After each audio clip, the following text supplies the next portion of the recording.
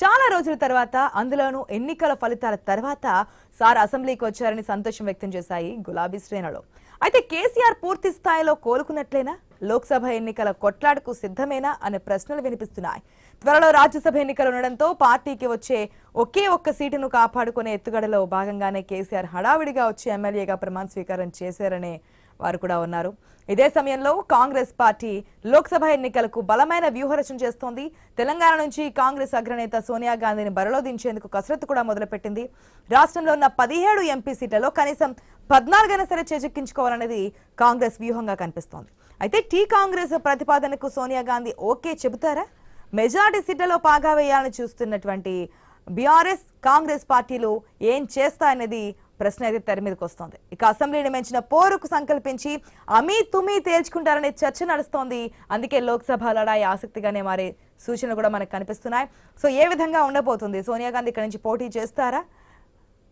కేసీఆర్ ఇప్పటి నుంచి రాజకీయ రంగంలో పూర్తి స్థాయిలో ఉండబోతున్నారా? చర్చిద్దాం. మనతో పాటు డిబేట్లో పార్టిసిపేట్ చేస్తున్నారు రాజశేఖర్ గారు, పొలిటికల్ అనలిస్ట్, వాసుదేవరావు గారు, బీజేపీ నాయకులు, సంధ్యారెడ్డి గారు, టీపీసీసీ అధికార ప్రతినిధి, రజితారెడ్డి గారు ఉన్నారు, బీఆర్ఎస్ నాయకురాలు. వెరీ గుడ్ మార్నింగ్ అండి, వెల్కమ్ టు ద షో అందరికీ కూడా. మొదటిగా సంధ్యారెడ్డి గారు గుడ్ మార్నింగ్ అండి. గుడ్ మార్నింగ్ అండి. Good morning. సంధ్యారెడ్డి గారు, ఇప్పటి వరకు ఓకే బీఆర్ఎస్ నాయకులు చెప్తూ ఉన్నారు, మేము మాట్లాడుతుంటేనే ఈ విధంగా ఉంటే సమాధానం చెప్పలే కాంగ్రెస్ పార్టీ, ఇక కేసీఆర్ వస్తే అంతే సంగతులు, పులి రాబోతుంది అని చెప్తూ ఉన్నారు. సో పులి వచ్చేసింది, నిన్న ప్రమాణ స్వీకారం కూడా చేస్తున్నారు. రేపటి నుంచి ఐ థింక్ ఈ రోజు నుంచి ఏ విధంగా ఉండబోతాయి రాజకీయాలు అనేది కొత్త ఆసక్తిని అయితే తెర మీదకి వస్తోంది. సో ఏంటి, అదేవిధంగా ఎమ్మెల్యేలకు దిశానిర్దేశం కూడా చేస్తున్నారు. కాంగ్రెస్ పార్టీని నమ్మద్దు అంటున్నారు, ఎవరు కలవద్దు అంటున్నారు. ఒకటండి, వినిపిస్తుందండి వాయిస్? వినిపిస్తుంది, చెప్పండి. ఒకటండి, ఇప్పుడు పులి వస్తే మాత్రం అంటే ఏం జరుగుతుంది? పులి వస్తే అంటే పులి గతంలో లేదా, ఇవాళ కొత్తగా వస్తున్నారా వీళ్ళు? అంటే ఏదో పులి వస్తుంది బోన్లో అంటే మేము రెడీగా లేరా? తెలంగాణ ప్రజలు రెడీగా ఉన్నారు. ఆయన చేసిన హామీలు ఏంది, ఆయన ఇచ్చిన 10 సంవత్సరాలు తెలంగాణ ప్రజలకు ఏం చేసినా అడగడానికి రెడీగా ఉన్నారు. ప్లస్ ఆయన గురించి పట్టించుకోవాల్సిన అవసరం కూడా మాకు లేదు. మేము ప్రజలకు ఇచ్చిన హామీలు, ఎలక్షన్లకు మేము ఇచ్చిన ప్రజలకు ఇచ్చిన హామీలు 2 నెరవేర్చినాము, ఇంకా 2 కూడా ప్రవేశపెట్టబోతున్నాము. అంటే ఎందుకంటే ప్రజలకు ఇచ్చిన హామీలు నెరవేరిస్తే ప్రజలు తప్పకుండా ఆశీర్వదిస్తారండి. మేము ఒకటి చెప్పి ఒకటి చేయడం అనేది మా సంస్కృతి కాదు. మేము అలాంటి పనులు కూడా చేయము. ఇప్పుడు 500 సిలిండర్ ఒకటి, ప్లస్ ఇప్పుడు వీళ్ళకి 200 యూనిట్ల ఉచిత కరెంటు దాని గురించి కూడా మేము ఈ 2 హామీలను కూడా నెరవేర్చబోతున్నాం ఈ 10-15 రోజులలో. తర్వాత ఇంకా 2 ఉంటాయి. మేము అదే చెప్పాము కదా. 6 గ్యారంటీల్లో ఉన్నటువంటి సబ్ పాయింట్స్ తీసుకుంటున్నారు. 6 గ్యారంటీలకు సంబంధించి ఒక్కొక్క గ్యారంటీలో ఇంకా చాలా ఉన్నాయి కదా, 2500 మహిళలకు కానీ ఈ విధంగా చాలా పాయింట్స్ ఉన్నాయి. ఒక్కొక్కటి తీసుకుని దాంట్లో 4 గ్యారంటీలు అయిపోయినాయి అంటే ఎట్లా? అట్లా కాదు మేడం, ఇంకా మేము ఇచ్చింది 6 గ్యారంటీలు. 6లో అన్ని ఒకేసారి చేయడానికి ఇదేమైనా ధనిక రాష్ట్రం కాదు. కేసీఆర్ మొత్తము కాదని చెప్పట్లేదు, కానీ 2 అయిపోయాయి అంటే 2 ఎక్కడ ఫుల్ ఫ్లెడ్జ్డ్ గా 2 గ్యారంటీలు అవ్వలేదు కదా అనేది సమయం తీసుకొచ్చినామండి. ఒకటండి, దశల వారీగా అమలు పరుస్తున్నాము. కూడా ఊరికనే ఉంటదా అండి? ఊరికనే పెట్టేస్తారా? దాంట్లో బడ్జెట్ లో కూడా దీంట్లో కేటాయించాలి. గాలి మాటలు కేసీఆర్ లాగా గాలి మాటలు మాట్లాడమండి. అట్లా మాట్లాడితే ప్రజలు ఎట్లా ఏం చేసిండ్రు అనేది మనకు అర్థమైంది కదా. మేము బడ్జెట్ లో పెట్టాలి. ప్రతి విషయంలో ఊరికనే గాలిగా మాట్లాడాల్సిన అవసరం కాంగ్రెస్ పార్టీకి లేదు. అవి 2 కూడా అమలు పరుస్తున్నాము. 100 రోజులలో మేము అనుకున్నది తప్పకుండా మేము పాటిస్తాము. మేము ఒకటే, ప్రజలకు మా మీద నమ్మకం ఉంది. ఇప్పుడు కాదు, ఎప్పుడో నమ్మకం ఉంది కాబట్టి మాకు అధికారాన్ని మాకు ఇచ్చిండ్రు. దాన్ని మేము కంపల్సరీ వాళ్ళు ఇచ్చిన నమ్మకాన్ని మేము నిలబెట్టుకుంటాము. మా మీద నమ్మకం ఉంది. మేము అసెంబ్లీ సీట్లు మేము ఎట్లయితే గెలుచుకున్నామో, మేము అధికారంలోకి రావాలని మేము ఎట్లయితే దృఢ సంకల్పంతో ప్రజలు మా మీద పెట్టుకున్న నమ్మకంతో గెలిచాము. ఇప్పుడు కూడా మేము పార్లమెంట్ లో కూడా మేము 14 సీట్లు గెలవబోతున్నాము. సరే, ఎవరు వాళ్ళు గెలుస్తున్నారా వీళ్ళు, వాళ్ళ గురించి మాకు అనవసరం. ఎవరి పార్టీ గురించి వాళ్ళు మాట్లాడుకుంటారు. మేము ఎట్లా పోతున్నాము, ప్రజలకు ఎంపీ ఎమ్మెల్యే 2 కాంగ్రెస్ పార్టీ అయితేనే అన్ని బాగుంటాయని ప్రజలు కూడా అనుకుంటారు. ఇప్పుడు అక్కడ ఒకరు ఇక్కడ ఒకరు ఉంటే కూడా ప్రజలు కూడా ఆలోచిస్తారు. సరే, ఎనీవే ఏదైనా కూడా పులి వచ్చిందా లేకపోతే ఇంకా సింహం వచ్చిందా? సోనియా గాంధీ తెలంగాణ స్టేట్ నుంచి పోటీ చేయడానికి లోక్సభ ఎలక్షన్స్ లో సంసిద్ధంగానే ఉన్నారా? తప్పకుండానే. ఇప్పుడు పొంగులేటి గారు ఖమ్మం నుంచి, రేణుకా చౌదరి గారు స్వాగతిస్తున్నారు. మెదక్ నుంచి అని వీళ్ళు అడుగుతున్నారు. తెలంగాణలో సోనియా గాంధీని రావాలని మేము అడుగుతున్నాము. తప్పకుండా రేవంత్ రెడ్డి గారు కూడా అదే చెప్తా ఉన్నారు. అందరము సోనియా గాంధీ గారు తెలంగాణ నుంచి చెయ్యాలి అని అంటున్నాము. దాంట్లో తప్పేముందమ్మా? సరే, ఇప్పుడు ఇక్కడ వచ్చి పోటీ చేస్తే తెలంగాణ ప్రజలు ఆశీర్వదిస్తారా ఆశీర్వదించరా అనేది అది తెలంగాణ ప్రజలు నిర్ణయించుకుంటారు. ఎందుకంటే తెలంగాణ మీద పూర్తి విశ్వాసము సోనియా గాంధీ గారికి ఉంది. సోనియా గాంధీ గారి మీద కూడా ప్రజలకి పూర్తి నమ్మకం ఉంది. నిజంగా మీరు ఇంకా మళ్ళీ మనం పాతదే చెప్పుకుంటున్నాం అని కాదు. ఒక మాట అన్నప్పుడు నిజంగా ఆమెలో సంతోషం. ఆ రోజు ప్రమాణ స్వీకారం చేసిన రోజు చూసామండి. ఇంకా అదే మాకు సంతోషము. ఆ సంతోషాన్ని అట్లే రెట్టింపుగా ఇక్కడ ఆంధ్రలో కానివ్వండి, ఇంకా అన్ని రాష్ట్రాలలో కూడా ఇట్లనే ఉదాహరణ తీసుకుంటూ కాంగ్రెస్ పార్టీ అయితే ప్రతి ఒక్కరికి చెప్పున్నారు సంధ్యారెడ్డి గారు. రాష్ట్రంలో ఆల్రెడీ అధికారంలో కాంగ్రెస్ ఉంది కాబట్టి 2 చోట్ల ఒకరే ఉంటే బాగుంటుంది అనే ఒపీనియన్ లో ఉంటారు అని చెప్పి మీరు చెప్పున్నారు.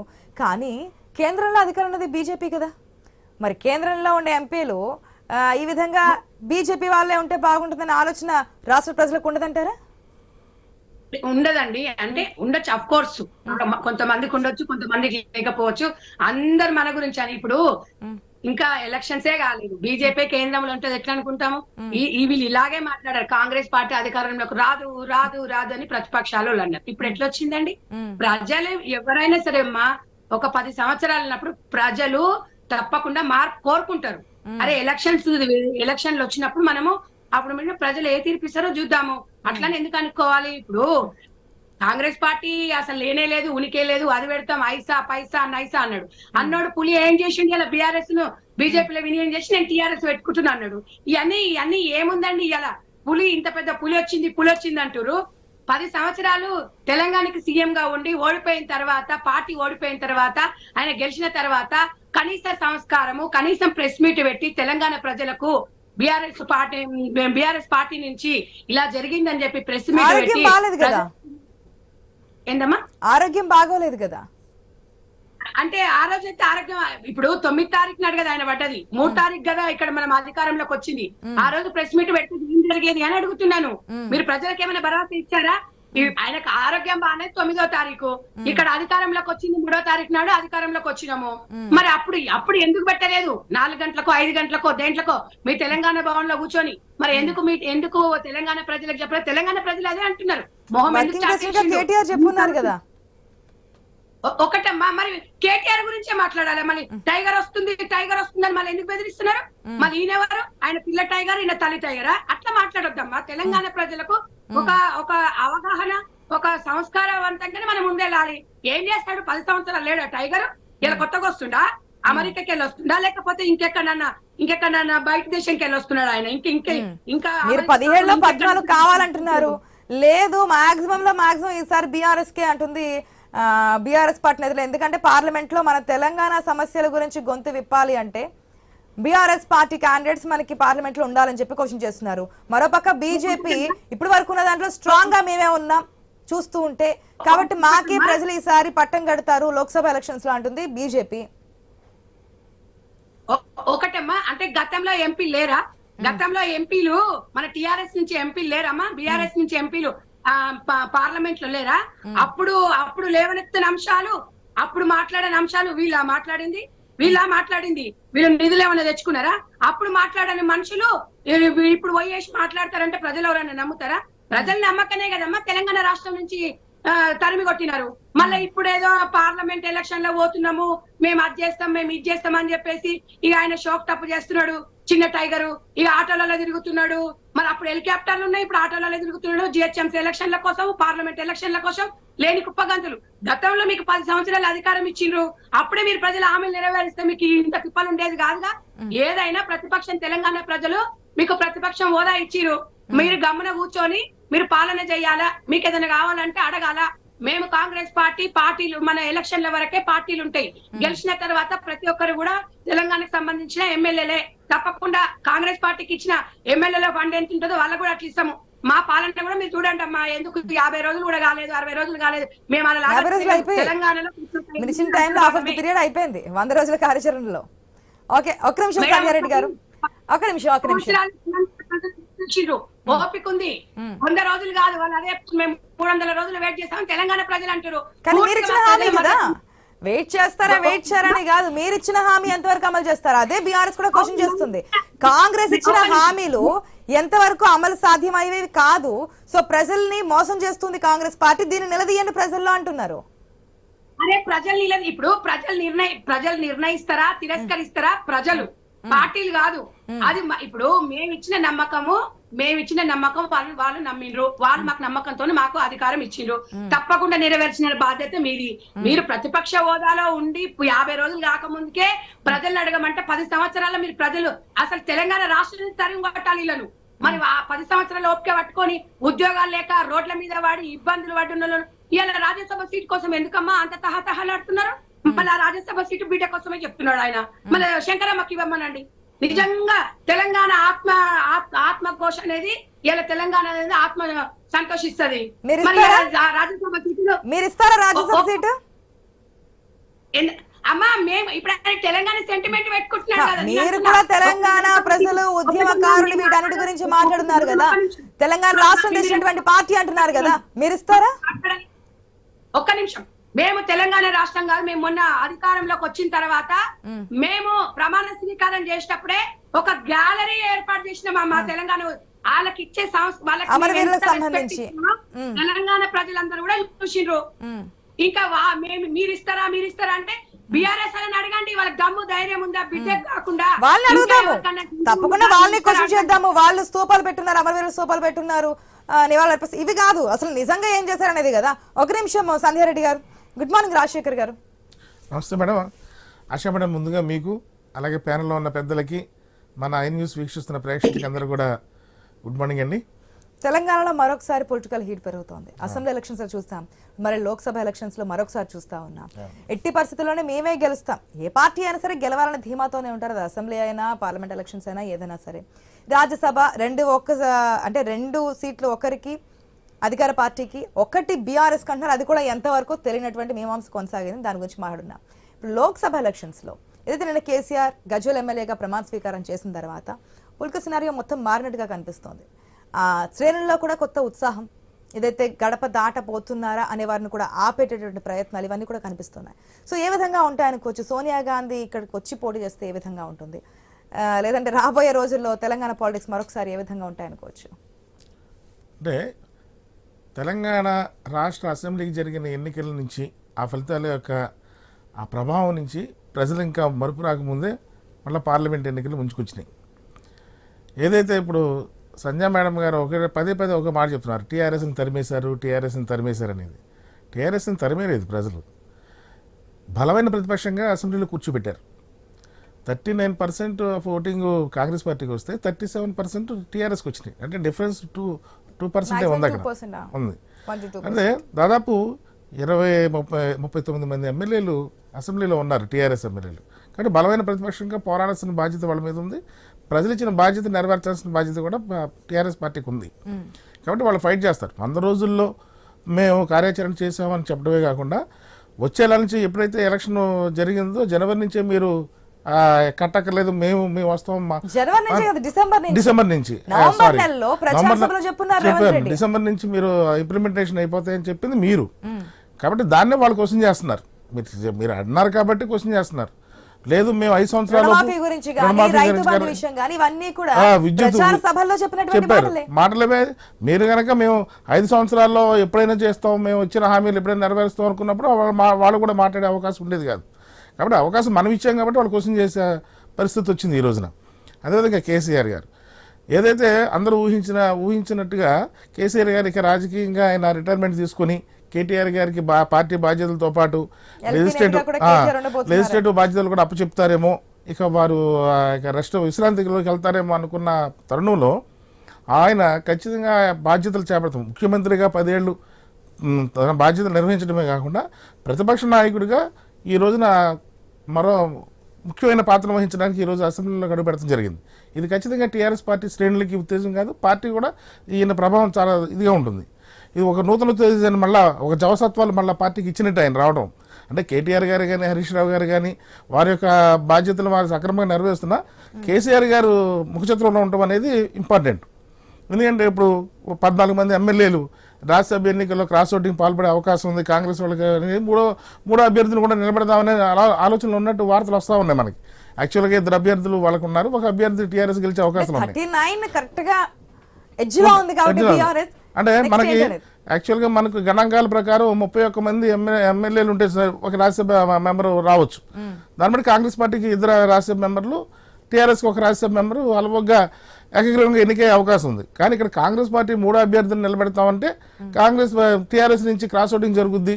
కాబట్టి 3 అభ్యర్థులు మనం నిలబెడదామన్న ఆలోచనలో ఉన్నట్టు ఏదైతే రాజ్యసభ ఎన్నికల ప్రభావం రాబోయే లోక్సభ ఎన్నికల్లో కూడా ఉండాలి, టీఆర్ఎస్ని దెబ్బతీయాలి, బీఆర్ఎస్ని దెబ్బతీయాలన్న ఒక వ్యూహంలో కాంగ్రెస్ పార్టీ ఉన్నట్టు వార్తలు వస్తూ ఉన్నాయి. ఇవన్నిటికీ సమాధానం చెక్ పెడతాం కోసమే కేసీఆర్ గారు మళ్ళా రంగప్రవేశం చేసినట్టు మనకు తెలుస్తా ఉంది. ఎందుకంటే ఆయన తెర ముందుకు వచ్చి నాయకత్వం తీసుకున్నప్పుడు ఆయన చూసిన బీఆర్ఎస్ ఎమ్మెల్యేలు ఎవరు కూడా క్రాస్ ఓటింగ్ అనేది పార్టీ మారే అవకాశం ఉన్న అభిప్రాయాలు ఏమైనా ఉన్నా కూడా అది వెనక్కి తగ్గే అవకాశం ఉంటుంది అనేది బీఆర్ఎస్ యొక్క వ్యూహ రచనలో భాగంగా ఈరోజు కేసీఆర్ గారి రంగంలోకి రావడం జరిగింది. రేపు పొద్దున లాస్ట్ టైం మనకు 2019 ఎన్నికల్లో చూస్తే మనకి ఆ సీట్ల విషయం మనకు తెలుస్తూనే ఉంది. బీజేపీ కూడా గణనీయంగా తన ఓటుని అసెంబ్లీ ఎన్నికల్లో పెంచుకోవడం జరిగింది. అలాగే అయోధ్య రాముని ఏదైతే ప్రాణప్రతిష్ఠ జరిగిన తర్వాత దేశవ్యాప్తంగా కూడా బీజేపీకి అనుకూల పవనాలు బలంగా వేస్తూ ఉన్నాయి. అంటే 2019లోనే బీజేపీ తన ఓట్ బ్యాంకును పెంచుకుని 4 ఎంపీ సీట్లు గెలిచిన, అసెంబ్లీలో అసలు ఒక స్థానాన్ని గెలిచిన బీజేపీ పార్లమెంట్కి వచ్చేటప్పటికి 4 పార్లమెంట్ స్థానాలు గెలుచుకోగలిగింది 2019లోనే. అలాగే ఏదైతే 2023లో జరిగిన అసెంబ్లీ ఎన్నికల్లో కూడా దాదాపు 14% ఓట్ బ్యాంక్ని షేర్ చేసుకోగలిగింది బీజేపీ. దాదాపు 8 మంది ఎమ్మెల్యేలు అసెంబ్లీలోకి రావడం జరిగింది. ఇప్పుడు ఆ మెయిన్ లీడర్స్ ఇప్పుడు ఏదైతే వాళ్ళు పార్లమెంట్ సభ్యులుగా ఉన్నారు వాళ్ళని అసెంబ్లీకి నిలబెడతాం జరిగింది. కాదు మళ్ళా వాళ్ళ పోరాసులు మళ్ళా పార్లమెంట్ సభ్యులు కానీ ఈ రోజు వాళ్ళు మళ్ళా తన తిరిగి పోటీ చేసే పరిస్థితి ఉంది. అరవింద్ గారు కానీ నిజంగానే దిగ్గజాలన్నీ కూడా రఘునందన్ రావు గారు కానీ, అరవింద్ గారు కానీ, ఈటల రాజేంద్ర గారు కానీ, బండి సంజయ్ గారు కానీ వీళ్ళందరూ దిగ్గజాలు బీజేపీకి. యాక్చువల్గా ఇవన్నీ చూసుకుంటే అంటే స్వయంకృత అపరాధం బీజేపీ చేసుకున్నది ఏంటంటే లాస్ట్ మినిట్ లో లోక్సభ ఎలక్షన్స్ లో ఎటువంటి టఫ్ ఉంటుంది అనుకోవచ్చు. ఖచ్చితంగా ముక్కోణ పోటీ ఉంటుందండి. ఇప్పుడు కూడా ముక్కోణ పోటీ ఖచ్చితంగా ఉంటుంది. ఎందుకంటే మీకు అర్బన్ ఏరియాస్ లో ఏదైతే బీజేపీ బలంగా ఉన్నాయో రూరల్ ఏరియాస్ లో టీఆర్ఎస్ కాంగ్రెస్ పార్టీకి ఉండేది. కానీ ఇప్పుడు రూరల్ ఏరియాస్ లో కాంగ్రెస్ పార్టీ పుంజుకుంది, అర్బన్ ఏరియాలో బీజేపీ వచ్చింది అనేది. ఇప్పుడు బీజేపీ నాయకులు చెప్తున్నది ఏంటంటే స్ట్రైట్ గా కిషన్ రెడ్డి కావచ్చు, లేదంటే బండి సంజయ్ కావచ్చు, కొంతమంది నాయకులు మెయిన్ లీడర్స్ చెప్తున్నది ఏంటంటే అసలు బీఆర్ఎస్ కి హోపే లేదు పార్లమెంట్ ఎలక్షన్స్ లో, లోక్సభ ఎలక్షన్స్ లో. కేవలం ఫైట్ అంటూ ఉంటే అటు ఇప్పుడు ఉన్నటువంటి అధికార పార్టీ కాంగ్రెస్ కి, బీజేపీకి 2 పార్టీల మధ్య ఫైట్ ఉంటుంది కానీ అసలు బీఆర్ఎస్ కి హోప్ లేదనే విషయాన్ని చెప్తున్నారు. ఇక్కడ ఇది వ్యూహంలో భాగం అండి. బీఆర్ఎస్ ని కనుక తోసి రాజంటేనే ఇప్పుడు దేశవ్యాప్తంగా పోటీ బీజేపీ కాంగ్రెస్ మధ్యన జరుగుతూ ఉంది. అదేవిధంగా డబుల్ ఇంజిన్ సర్కార్ నినాదంతో తెలంగాణ ఎన్నికలకు వెళ్ళిన బీజేపీ అది కాస్త కొంచెం అది వాళ్ళ అనుకున్న ప్రకారం వాళ్ళ రిజల్ట్స్ రాలేకపోయినాయి. కాబట్టి కేంద్రంలో ఖచ్చితంగా మళ్ళీ మోడీ గారి అధికారంలోకి వస్తారనేది దేశవ్యాప్తంగా వినవస్తున్న వార్తలు, మనకి సర్వేలు కానీ రిపోర్ట్లు కానీ అలాగే వస్తున్నారు ఇప్పటి వరకు కూడా. కాబట్టి ఆ ప్రభావం తెలంగాణ పార్లమెంట్ ఎన్నికల్లో కూడా ఉంటుంది. బీజేపీకి ఖచ్చితమైన రిజల్ట్స్ వాళ్ళ యొక్క ఫలితాలు కూడా సత్ఫలితాలు ఇస్తాయి వాళ్ళ ఇదిలో. కాబట్టి ఇక్కడ అధికారంలో కాంగ్రెస్ పార్టీ వచ్చింది కాబట్టి ఇక్కడ తెలంగాణ రాష్ట్రం వచ్చేటప్పటికి దేశవ్యాప్తంగా ఏ విధంగా 2 పార్టీల మధ్య, జాతీయ పార్టీల మధ్య పోటీ ఉందో తెలంగాణలో కూడా అదే 2 జాతీయ పార్టీల మధ్య పోటీ ఉంటుంది అనేది కాంగ్రెస్ బీజేపీ వాళ్ళు ఇస్తున్న ఇది. కానీ ఇక్కడ ప్రధాన మనకి ఉన్న దక్షిణ భారతదేశంలో ప్రాంతీయ పార్టీలు చాలా బలంగా ఉన్నాయి. మీరు ఆలోచిస్తే తెలంగాణ కానివ్వండి, ఆంధ్రప్రదేశ్ కానివ్వండి, తమిళనాడు కానీ, ఒరిస్సా కానీ, ఈ కర్ణాటక, వీటిలో మీకు ప్రాంతీయ పార్టీల యొక్క ప్రభావం ఇదిగా ఉంటుంది. ఒకవేళ ఓటమి పొందినా సరే మళ్ళీ పుంజుకునే అవకాశం ప్రాంతీయ పార్టీలకు ఉంది. ఇక్కడ జాతీయ పార్టీలు అంత తొందరగా మెజ్జికాలేకపోతున్నాయి. కాబట్టి ఆ రూపాయలు చూస్తే ఇంకా ఎలక్షన్ అయ్యి 50 రోజులు, ఇందాక మేడం గారు అంటే 50-60 రోజులు అవ్వలేదు. వాళ్ళ ఎన్నికల హామీలు కూడా ఇచ్చే విషయంలో ఆర్థిక పరిస్థితిని బూచిగా చూపించి కాబట్టి మేము స్టెప్ బై స్టెప్ విజల వారీగా ఇస్తామనేది ఒకటి చెప్తా ఉన్నారు. అది ఎంతవరకు ప్రజల మీద ప్రభావితం చూపిస్తుంది, ఇచ్చిన హామీలు నెరవేర్చలేకపోతుందా, లేకపోతే అప్పులనే వంకతో హామీల నుంచి వెనక్కి వెళ్తారనే దాని మీద ప్రజల్లో చర్చ నడుస్తూ ఉంది. At the same time TRS కూడా బలమైన ఇదిలో ఉంది. ఎమ్మెల్యేలు కూడా ఈ రోజు కూడా వాళ్ళ ఒక మనోధైర్యంతోనే మళ్ళీ మనం అధికారంలోకి వస్తాము, ఖచ్చితంగా మనకేం ప్రజల్లో బలం తగ్గలేదండి. ఎందుకంటే మీకు హైదరాబాద్, రంగారెడ్డి జిల్లాలో పూర్తిగా బీఆర్ఎస్ స్వీప్ చేసింది. కాబట్టి అంటే ఎడ్యుకేటెడ్ పీపుల్స్లో కానీ అబవ్ మధ్యతరగతి కుటుంబ ప్రజల్లో బీఆర్ఎస్కి ఓట్ బ్యాంక్ చెక్ చెదరలేదు. కాబట్టి అదే ధీమాతో మళ్ళీ పార్లమెంట్ ఎన్నికల్లో కూడా తిరిగి మా పునర్వైభవం తీసుకొస్తాం బీఆర్ఎస్ అనేది ఉంటుంది. అంటే మనం ఇక్కడ ఆలోచించాల్సింది ఏంటంటే బీఆర్ఎస్ అనేది తెలంగాణ పార్టీ, తెలంగాణ ఉద్యమం నుంచి పుట్టిన పార్టీ అనేది ఏదైతే పదే బీఆర్ఎస్ శ్రేణులు చెప్తున్నారో అదేవిధంగా ఓన్ చేసుకునే అవకాశం ఒకసారి ఓటమి చెందిన తర్వాత ఖచ్చితంగా ఆ పార్టీ మీద సింపతి అనేది ఉంటుంది. పర్టికులర్గా కేసీఆర్ గారి మీద కూడా ప్రజల్లో తదనంతరం జరిగే చర్చల్లో అదే మనం ఓడిపోయిందా పార్టీ అనే దాని మీద కూడా చర్చ నడుస్తూ ఉంది. కానీ చూద్దాం అది నిజంగా ఆ సింపతి అనేది పార్లమెంట్ ఎన్నికల్లో పనిచేసి బీఆర్ఎస్ ఇప్పుడు కాంగ్రెస్ వాళ్ళు అనేది ఏంటంటే 14 సీట్లు మేము గెలుస్తా ఉంటే ఎంఐఎం ఒకటి 17లో 15 అంటే 2 సీట్లు, ఆ 2 సీట్లు బీజేపీకి ఇస్తారా? మరి అంతే కదా, బీజేపీకి 2 వీళ్ళ 15 పంచుకుంటారా? అంటే బీఆర్ఎస్ 0 అనేది రేపొద్దున జరిగే ఎన్నికల్లో రాబోయే ఎన్నికల్లో ప్రజలు తీరుని బట్టి మనం. గుడ్ మార్నింగ్ అండి. మిషన్ 90 అసెంబ్లీ ఎలక్షన్స్ లో బీజేపీ తీసుకున్నటువంటి నిర్ణయాలు మిషన్ 90 అని కానీ లేదంటే చాలా దూకుడుకెళ్ళ రిజర్వేషన్స్ విషయం కానీ విధంగా వెళ్ళినప్పటికీ కూడా ఓటింగ్ పర్సెంటేజ్ అనేది పెరిగింది. దాదాపుగా గత ఎలక్షన్స్ కంటే ఈసారి ఓటింగ్ పర్సెంటేజ్ పెరిగింది. కానీ మెయిన్ లీడర్స్ అనేది ఓటమిపాలు కావడం జరిగింది. ఇప్పుడు మళ్ళీ ఎంపీ ఎలక్షన్స్ లో కూడా నుంచుంటారేమో. ఏం జరగబోతుంది అనేది ఒకటి. కేవలం ఫైట్ అనేది ఏ పార్టీల మధ్య ఉండబోతుంది, ఎన్ని స్థానాలు గెలుచుకోబోతున్నారు. ఇక్కడ ఉన్నటువంటి అధికార పార్టీ 17లో 14కి ధీమాగా ఉన్నారు. మిగిలిన 3 కొంచెం అటు ఇటుగా ఉండొచ్చు, ఏదైనా జరగచ్చు అనే ఒక అభిప్రాయం వ్యక్తం చేస్తున్నారు. మరి బీజేపీ పరిస్థితి ఏంటి? ముందుగా ఐ న్యూస్ ప్రేక్షకులకి అలాగే తోటి ప్యానలిస్ట్ అందరికి నమస్కారాలు తెలియజేస్తూ, మనం 2019లో ఒక నినాది విన్నాం, సారు కారు 16 అని చెప్పి. అంటే పూర్తిగా అంటే అసలు ఒక ప్రజాస్వామ్య పార్టీ, ఒక పొలిటికల్ పార్టీ డైరెక్ట్ గా ఒక సీట్ ని ఒక మతతత్వ పార్టీకి వదిలేసేసి సెక్యులర్ పార్టీ అని చెప్పుకుంటూ మతతత్వ పార్టీతో మేము ఫ్రెండ్లీ అని చెప్పి బీజేపీని మళ్ళా మతతత్వ పార్టీ అని చెప్తూ ఏదైతే ఎన్నికల్లోకి వెళ్ళారో ప్రజలు ఏ విధంగా బుద్ధి చెప్పారో మనందరూ తెలుసు. సారిపోయా కారిపోయా మా బీజేపీకి 4 వచ్చినాయి అప్పుడే. అప్పుడు మీరు కూడా 2018లో ఇంతకుముందు చెప్పినట్టుగా ఒక సీట్ నుంచి అసెంబ్లీలో ఒకటే సీట్ వస్తే మనకి పార్లమెంట్ 4 సీట్లు వచ్చాయి. ఇప్పుడు మరి ఏ విధంగా లెక్క చెప్తున్నారో సంజయ్ రెడ్డి గారు 14 సీట్ల మరి ఏ 14 ఆ 2-3 ఏంటో నాకు అర్థం కావట్లేదు. పొలిటికల్ పార్టీ అనేది మరి స్పెసిఫిక్ గా 14 పెట్టుకుని 3 వదిలేశారు. ఆ 3 ఎవరెవరికి వదిలేశారు అక్కడ తర్వాత ఎలక్షన్ ఏందో తెలుస్తుంది. అప్పుడే 4 వచ్చినాయి. ఈసారి తక్కువలో తక్కువ 8 నుంచి 10 వరకు భారతీయ జనతా పార్టీ గెలవడానికి చాలా మంచి అవకాశాలు ఉన్నాయి. ఎందుకంటే మీరు అందరు ఇప్పుడు పెద్దలు రాజశేఖర్ గారు కూడా ఇంతకుముందు చెప్పారు, దేశవ్యాప్తంగా ప్రజలందరూ కూడా భారతీయ జనతా పార్టీ నరేంద్ర మోదీ గారి నాయకత్వంలో 3వసారి అధికారం రావాలని ఎదురు చూస్తుంది. దానికి అనేక కారణాలు ఉన్నాయి. అది మనం చెప్పుకుంటూ పోతే ఈ డిబేట్ టైం సరిపోదు.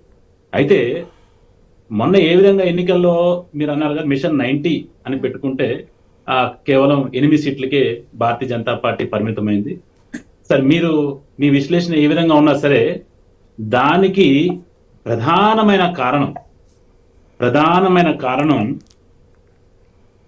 ఈ యొక్క ఉచిత గ్యారంటీలు అని చెప్పి ఏదైతే ఆ ర్యాట్ రేస్ లో Bharatiya Janata party పడదలుచుకోలేదు. BRS party ఎప్పుడైతే కాంగ్రెస్ పార్టీ మేనిఫెస్టో ఇవ్వగానే అవన్నీ ఆచరణ సాధ్యం కాదని చెప్పిన బీఆర్ఎస్ పార్టీ వెంటనే వాళ్ళ మేనిఫెస్టో సేమ్ డిటో ఇంకో 500 మళ్ళీ మనం చిట్టి పాటలు పాడిన విధంగా 400 అయితే 4,400,000, 5,000 అయితే 5,500,000 ఈ టైప్ లో వాళ్ళు కూడా ఇచ్చి వాళ్ళిద్దరూ ఆ యొక్క చిట్టి పాటల ర్యాట్ రేస్ లోకి వెళ్ళటం వల్ల మీరు కంపేర్ చేస్తే భారతీయ జనతా పార్టీ మేనిఫెస్టో, మరి అదేవిధంగా కాంగ్రెస్ మేనిఫెస్టో, అదేవిధంగా బీఆర్ఎస్ మేనిఫెస్టో ఎక్కడ కూడా మేము వాళ్ళతో పోటీ పడలే. ఇప్పుడు నిన్నటిదాకా నేను రేవంత్ రెడ్డి గారు నిన్న ఒక సమావేశంలో చెప్పారు, ఎలక్ట్రిసిటీ ఎస్సీ వాళ్ళందరినీ చేశారు. మీరు ఏం చెప్పారు, బిల్లులు కట్టద్దా అన్నారు. 200 యూనిట్ల వరకు ఫ్రీ ఇస్తా ఉన్నారు. అది ఎప్పుడు ఇస్తారు ఇంకా, మరి అది కూడా ఇది 100 రోజుల్లో అది లేదు అంటే ఎప్పుడు వరకు ఇస్తారనేది తెలియదు.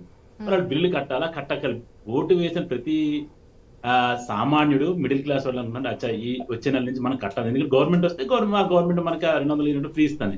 ఇప్పుడు అసలు అది 100 days లో సంబంధం లేనట్టుంది. అది మళ్ళా ఏదైతే బీఆర్ఎస్ యొక్క రైతు రుణమాఫీని 5 ఏళ్ళు ఎలా నడిపిందో లాస్ట్ దా తీసుకొచ్చింది. అదే విధంగా డబుల్ బెడ్రూమ్ ఇళ్ళు మొన్న ఎన్నికల ముందు 3 నెలల క్రితం ఏ విధంగా పంచిపెట్టారు, ఆ విధంగా మరి ఈ 6 గ్యారెంటీ తగ్గితే మిగిలిన గ్యారెంటీలన్నీ కూడా మళ్ళీ మనం 2027లోనో 28 చూస్తాం అనేది నాకు డౌట్ వస్తుంది.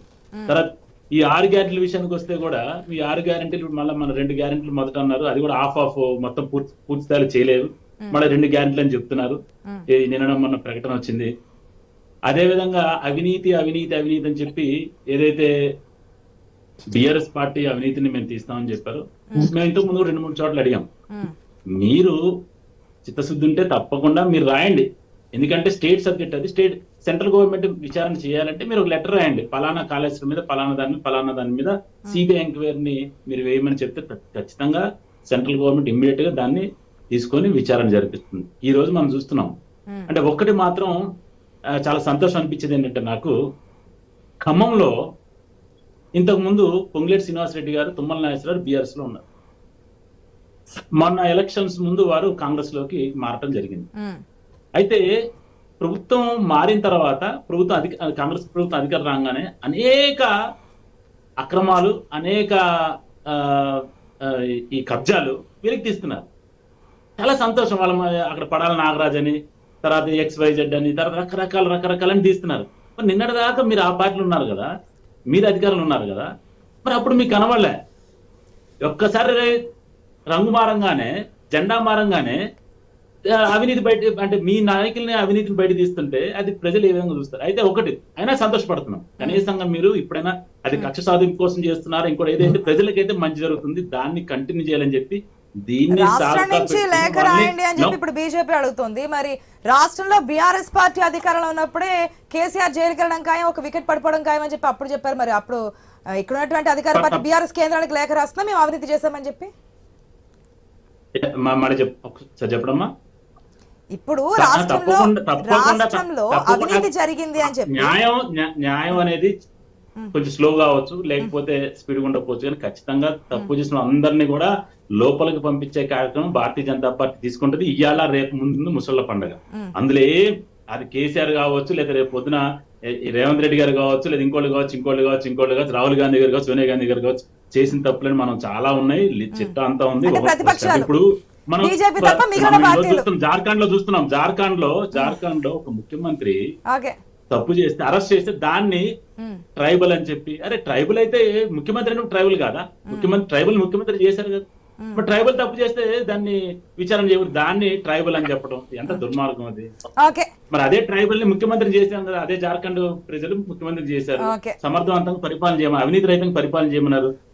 అవినీతి పాల్పడితే పొద్దున మళ్ళీ ట్రైబల్ అని చెప్పి తీసుకొచ్చి దాన్ని ఈ రోజున ఆగమనం చేస్తున్నారు. మన రాష్ట్రం గురించి మాట్లాడదాం, సమయం తక్కువ ఉంటుంది కదా. ఒక నిమిషం వాసుదేవరావు గారు. గుడ్ మార్నింగ్ అండి. రజిత రెడ్డి గారు. గుడ్ మార్నింగ్ అండి. రజిత రెడ్డి గారు, లోక్సభ రాజ్యసభ 2 ఎలక్షన్స్ కూడా తొందరలో రాబోతున్నాయి.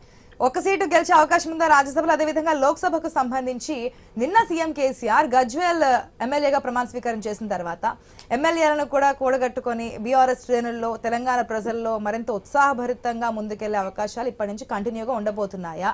ప్రజాక్షేత్రంలోకి రాబోతున్నారా? సభల్లో పార్టిసిపేట్ చేయబోతున్నారా అనేది ఒకటి. ఇప్పటికే లోక్సభ ఎన్నికల్లో ముందుకెళ్ళడానికి ఈ రోజే కార్యక్రమం సిద్ధం చేసుకుని సభతో ముందుకెళ్తుంది కాంగ్రెస్. మొట్టమొదటిసారిగా సీఎంగా మొట్టమొదటి సభ ఈ రోజు చంద్రవేలలో జరగబోతుంది. లోక్సభ స్థానాన్ని సాధించడానికి అక్కడి నుంచే శంకరావం పూరిస్తున్నాం అంటున్నారు. మరేంటి పోటీలో అసలు లేనే ఉండకుండా పోతోంది లోక్సభ ఎలక్షన్స్ లో బీఆర్ఎస్ అంటున్నారు, 2 జాతీయ పార్టీల మధ్యనంట. గుడ్ మార్నింగ్ అండి. ఐ న్యూస్ ప్రేక్షకులకు, ప్యానెల్ లో ఉన్న పెద్దలందరికీ నమస్తే అండి. చూడండి, మాటలు ఎన్నో మాట్లాడొచ్చు. ఇవాళ స్వరాష్ట్ర సాధకుడిగా, తెలంగాణ తొలి ముఖ్యమంత్రిగా చెరగని ముద్ర వేసిన నేత మన కేసీఆర్ గారండి. ఇవాళ దార్శనిక పాలనలో రాష్ట్ర రూపురేఖలను సమూలంగా మార్చేసి దేశానికే ఆదర్శంగా నిలిచిన గనుడు కేసీఆర్ గారు. ఇవాళ ఎవరు అవునన్నా కాదన్నా ఈ నిజం ఒప్పుకొని తీరాల్సిందే. గజ్వేల్ ఎమ్మెల్యేగా ప్రమాణ స్వీకారం చేసి ప్రజాక్షేత్రంలో తిరిగి అడుగు పెట్టిండు నిన్న. ఇవాళ ప్రతిపక్ష నేతగా తన కర్తవ్య నిర్వహణకు సిద్ధమైందండి. గులాబీ క్యాడర్ లో కొత్త జోష్ నిండింది. ఇవాళ మా కార్యకర్తలు గాని, లీడర్లు గాని ప్రతి ఒక్కరు కూడా కథన రంగంలో కవాతు చేయడానికి సిద్ధంగా ఉన్నాం. తెలంగాణ సాధించి స్వరాష్ట్రాన్ని 10 ఏళ్ల అనతి కాలంలోనే ప్రజా ఆకాంక్షలకు అనుగుణంగా ప్రగతి పదంలో నడిపించి ఇవాళ దేశానికి ఆదర్శంగా నిలిచింది బీఆర్ఎస్ పార్టీ అండి. ఇవాళ రాజీ లేని పోరాటాలతో తెలంగాణ రాష్ట్ర ప్రయోజనాలను దృష్టిలో పెట్టుకొని ఈ 10 ఏళ్లు కూడా పనిచేసాము. గతంలో కూడా ప్రజలు మమ్మల్ని ఆదరించారు. ఇవాళ రాజశేఖర్ గారు చెప్పింది వాస్తవం అండి. కేవలం 1.7% వాళ్ళు కొద్దిగా ముందున్నారు. ప్రజలు మమ్మల్ని పూర్తిగా తిరస్కరించలేదు. ఇవాళ మళ్ళీ ప్రజలు పశ్చాత్తాప పడుతున్నారు. కేసీఆర్ గారు లాంటి మహోన్నతుని ఇలా వదిలేసుకున్నందుకు ప్రజలు పశ్చాత్తాప పడుతున్నారు. కాంగ్రెస్ లాంటి అసమర్థ పాలనతో ప్రభుత్వం జనాలను గోస పెడుతుందండి. ఇలా మహిళల కోసం ప్రవేశపెట్టిన ఫ్రీ బస్ పథకం, ఆటో డ్రైవర్ల జీవనోపాధి. నిన్న ఒక ఆటో కార్మికుడు ఆటోను తగలబెట్టుకున్నాడు ప్రజాభవన్ ముందు. మొన్న ఒక ఆటో కార్మికుడు ఆత్మహత్య చేసుకున్నాడు.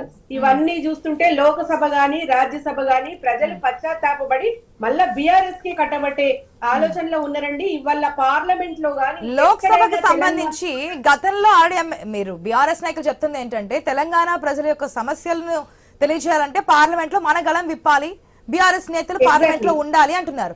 కానీ గతంలో కూడా ఉన్నారు కదా, అప్పుడు ఎంత వరకు సమస్యలు పరిష్కరించారు, ఎంత వరకు తెలంగాణ ప్రజల గురించి వాయిస్ వినిపించున్నారు, ఎన్ని నిధులు తీసుకొచ్చారని చెప్పి క్వశ్చన్ చేస్తుంది ఇక్కడ కాంగ్రెస్. గతంలో కూడా కేంద్రంలో ఉన్న బీజేపీ ఎటువంటి సహకారం చేయనప్పటికీ కూడా కొట్లాడి వాళ్ళు సహకారం చేసినా చేయకున్నా కూడా రాష్ట్రంలో ఇవాళ సంపూర్ణమైన అభివృద్ధిని చేసినామండి. మేము పార్లమెంట్ లో గతంలో కొట్లాడిన క్వశ్చన్స్ అవన్నీ మీ ముందు బయట పెట్టినాం. అందరికంటే ఎక్కువ తెలంగాణ కోసం కొట్లాడి ఎక్కువగా క్వశ్చన్లు అడిగింది కూడా బీఆర్ఎస్ పార్టీయేనండి. థర్డ్ పొజిషన్ లో కాంగ్రెస్ లో ఉంది, అది గుర్తుపెట్టుకోవాలి. వేదిక ఏదైనా కానీ ఇవాళ కేసీఆర్ గారి కుటుంబాన్ని దూషించడమే సీఎం అండ్ కో వాళ్ళ కంపెనీ ముఖ్య ఉద్దేశం ఉంది. కానీ ప్రజలు అధికారం కట్టబెట్టింది గత ప్రభుత్వాలను విమర్శించడానికి కాదండి. ఇలా దృష్టంతా పాలన మీద కాకుండా వ్యక్తిగతంగా దూషించడం తప్పండి. అది అంతర్జాతీయ వేదికలపై ఇలా కాంగ్రెస్ ఏం మాట్లాడుతుందండి? రైతు భరోసాలని మాట్లాడుతుంది, అబద్ధాలు చెప్తున్నాడు. ఇక్కడ రైతులకు రైతు బంధే లేదు, ఆడపోయి రైతు భరోసా అని మాట్లాడుతున్నాడు. ఇలా రైతు బంధు అడిగితే చెప్పుతో కొడదామంటున్నారు. ఇవాళ ఏం జరుగుతుందండి రాష్ట్రంలో? ఇవాళ 2023 తెలంగాణ అసెంబ్లీ ఎన్నికల్లో రాష్ట్రంలో అధికారంలోకి రావడానికి అలవిగాని అడ్డగోలు హామీ ఇచ్చి ఇలా తెలంగాణ ప్రజలను మోసం చేసిందండి. అక్కడ మళ్ళీ ఇంకో పాయింట్ అమలు నిన్న కేసీఆర్ కూడా చెప్తున్నారు ఇవన్నీ అమలు చేయడం సాధ్యం కాదు అనేది. ఒకవేళ కాంగ్రెస్ కి సాధ్యం కాదనేది పాయింట్ ఒకటే, అమలు కానీ అలవి కాని హామీలు అంటే దానికి మించి ఇచ్చింది అప్పుడు బీఆర్ఎస్, కానీ ప్రజలు నమ్మలేదు. ప్రజలు తప్పకుండా నమ్మిండ్రు. ఇన్నేళ్లు 10 ఏళ్లు మమ్మల్ని నమ్మిండ్రు. మేము బ్రహ్మాండమైన పాలన అందించడం సరే, ఒక్కసారి అవకాశం వాళ్ళకి ఇచ్చిర్రు. కానీ ఈ నెల రోజులలోనే వాళ్ళది ఏందనేది బయటపడ్డది. ప్రజలు నిజంగా కూడా పశ్చాత్తాప పడుతున్నారండి. నిజంగా మీరు వెళ్లి ప్రజల్లో కనుక్కోండి. ఇవాళ నాయకులు మాట్లాడే మెదక్ నుంచి కేసీఆర్ పోటీ చేయబోతున్నారని వినిపిస్తుంది, వాస్తవం అనుకోవచ్చా? ఎవరండి? మెదక్ నుంచి కేసీఆర్ పోటీ చేయబోతున్నారని తెలుస్తుంది, వాస్తవమేనా? డెఫినెట్ గా చేయొచ్చు, చేయకపోవచ్చు. సరే చేస్తే ప్రజలు స్వాగతించడానికి సిద్ధంగా ఉన్నారు. సరే మరి సోనియా గాంధీ గారు కూడా చేస్తామంటున్నారు. ప్రజాక్షేత్రంలో ఎవరైనా రావచ్చు, ఎవరైనా పోటీ చేయొచ్చు. గతంలో ఇందిరాగాంధీ ఓడిపోయిన దాఖలాలు కూడా ఉన్నాయి. దాన్ని ఎవరు గెలుస్తారు, ఎవరు ఓడిపోతారు అనేది ప్రజలు నిర్ణయిస్తారు. ఎవరైనా పోటీ చేయొచ్చు, చేయకపోవచ్చు. సరే అది తర్వాత విషయం అండి. ఇలా ప్రజా పాలన అని చెప్పేసి ప్రజలను తప్పుదోవ పట్టించి ఇవాళ 6 గ్యారంటీలు మమ్మల్ని రాష్ట్రంలోకి అధికారంలోకి తేండి, మేము 6 గ్యారంటీలు అమలు చేస్తామని చెప్పిన సీఎం గారు ఇవాళ పార్లమెంట్ లో గెలిపించండి, అప్పుడు 6 గ్యారంటీలు అమలు అయితే అని చెప్తున్నాడు. అంటే దీనికి దానికి లింక్ చెప్పారు. పార్లమెంట్ లో గెలిస్తే 6 హామీలను ఇంకో 2 రోజుల్లో రెండు గ్యారంటీలు కూడా అమలు చేస్తామని. అంటే పూర్తి స్థాయిలో కాకపోవచ్చు, ఇచ్చినటువంటి పాయింట్స్ లో మెయిన్ పాయింట్స్ లో ఇంకో 2 హామీలు అమలు చేస్తామని చెప్తున్నారు. 200 యూనిట్ల వరకు, 500 రూపాయలు గ్యాస్ సిలిండర్ అనే దానికి.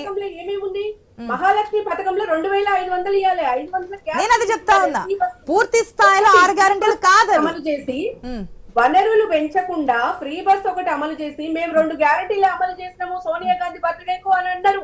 మరి మిగతా 4 ఎన్నడు చేస్తారు? రాహుల్ గాంధీ పెళ్లికి చేస్తారా? ఇంకా మిగతా 4 ఇంకా అమలే కాలేదు. మరి మిగతా 4 కూడా అమలు కావాలంటే మమ్మల్ని పార్లమెంట్ లో గెలిపేయండి అంటున్నారు. ఇది ఎక్కడ చెప్పండి? ఎన్నికల్లో విజయం సాధించి బడ్జెట్ లో పెడతామంటున్నారు కదా, బడ్జెట్ లో పెట్టకుండానే అమలు చేసేయాలంటారా? ఏ విధంగా సాధ్యం? కాదు రజతారెడ్డి గారు, రాష్ట్రంలో ఉన్నటువంటి ఆర్థిక స్థితిగతులు పూర్తిగా ఆదాయం అంటే లాభాలు ఉన్నటువంటి రాష్ట్రాన్ని నష్టాల్లోనే అప్పుల పాలు చేసినటువంటి సిచ్యువేషన్స్ మనకు కనిపిస్తున్నాయి. అదే సభావేదిక అభయాస్త్రం రిలీజ్ చేసినప్పుడు సీఎం రేవంత్ రెడ్డి చెప్పున్నారు లంకి బిందులు ఉంటాయి అనుకుంటే ఖాళీ కుండలు కనిపిస్తున్నాయి ఇక్కడ అని. సో బడ్జెట్ లో మేము దీనికి సంబంధించి కేటాయింపులు చేస్తాం, అమలు చేస్తామని చెప్తున్నారు. కరెక్ట్ కాదంటారా ఆ ప్రాసెస్? చూడండి, రాష్ట్రంలో విప్లవాత్మక మార్పులు సృష్టించింది బీఆర్ఎస్ ప్రభుత్వం అండి. అస్తిత్వమే కాదు, ఆస్తులు సృష్టించడం. మరి వాటి గురించి మాట్లాడాలి. అప్పులు కాదండి, ఆస్తులు సృష్టించడం. ఇలా బీఆర్ఎస్ పార్టీ చెరగని ముద్ర వేసుకుంది ప్రజల్లో. అనేక అభివృద్ధి సంక్షేమ కార్యక్రమాలు వట్టిగానే అయితాయండి. అప్పులు లేకుండానే సెక్రటేరియట్ కడతారా? అప్పులు లేకుండానే రాష్ట్ర అభివృద్ధి జరుగుతుందా ఎక్కడైనా? ఏదైనా ఒక రాష్ట్రం చూపించండి అప్పు లేకుండా. ఇలా బ్రహ్మాండంగా ప్రజలు ఆదరించారు మమ్మల్ని. సరే ఇవాళ కూడా గట్టి ప్రతిపక్ష పాత్రలో కూర్చుండబెట్టిరు. డెఫినెట్ గా వాళ్ళ 6 గ్యారంటీల హామీలకై కొట్లాడతాము. వాళ్ళు చెప్పేది ఏది కూడా జరగదండి. వాళ్ళు నెల రోజుల్లోనే వాళ్ళ కుట్లకు పాలన బయటపడ్డది. వాళ్ళు చెప్పే ప్రతి హామీ కూడా అబద్ధం. వాళ్ళు ఏవి చేయలేరు. ఇలా పార్లమెంట్ ఎలక్షన్ల కోసమే ఈ మాత్రం ప్రజలలో కనబడుతున్నారు. ఎమ్మెల్యేలు ఎవరు కూడా కలవద్దు, ఏదైతే వెళ్తున్నారో అట్లా కాదు, మీకు వారు హామీలు లేదా నిధులు ఇవ్వడం కాదు, బద్నాం చేస్తారనే కామెంట్స్ వినిపిస్తుంది. అంటే కేసీఆర్ కు ఏదైనా ముందస్తుగా ఆలోచన కనిపిస్తుందా? ఇప్పటికే కాంగ్రెస్ నాయకులు చెప్తున్నారు దాదాపుగా 20 నుంచి 30 మంది ఎమ్మెల్యేలు మాతో కాంటాక్ట్ లో ఉన్నారు, గేట్లు ఓపెన్ చేసామో రెడీ రావడానికి సిద్ధంగా ఉన్నారని చెప్తూ ఉన్నారు. సో ఇన్ఫర్మేషన్ ఏమైనా కేసీఆర్ కి అందిందా కాపాడుకునే ప్రయత్నాల రాజ్యసభకు సంబంధించి? చూడండి ఎన్నైనా మాట్లాడొచ్చండి. ఇది ఒక అస్తిత్వ పార్టీ. ఇవాళ మా బీఆర్ఎస్ పార్టీ ఎమ్మెల్యేలు ప్రజా క్షేత్రంలో ప్రజలు గెలిపించారు. ఇవాళ గట్టి మెజారిటీతో గెలిచిండ్రండి. వాళ్ళు కాంగ్రెస్ పార్టీ ఎమ్మెల్యేలను కూడా అదే ప్రజలు గెలిపించారు. ఆ కాంగ్రెస్ పార్టీ ఎమ్మెల్యేలు ఎటు చేరారు గత ఎలక్షన్స్ లో? ఎవ్వరు కూడా ఫెయిల్ అయ్యే పార్టీలకు పోరు. మా బీఆర్ఎస్ ఎమ్మెల్యేలు ఎవ్వరు కూడా అది ఫెయిల్ కాబోతుందండి. ఇవాళ కాంగ్రెస్ పార్టీ సక్సెస్ కాలేదు. 40 రోజుల పాలనలోనే వాళ్ళ ఐదింత ముఖ చిత్రం కనబడ్డది. వాళ్ళు ఏ పార్టీ పరిపాలిస్తారో ప్రజలకు అంచనా వేసిండ్రు. మా పార్టీ మా ఎమ్మెల్యేలు ఓడు కాదు, వాళ్ళే ఇంట్లోకి రాకుండా జాగ్రత్త పడండి.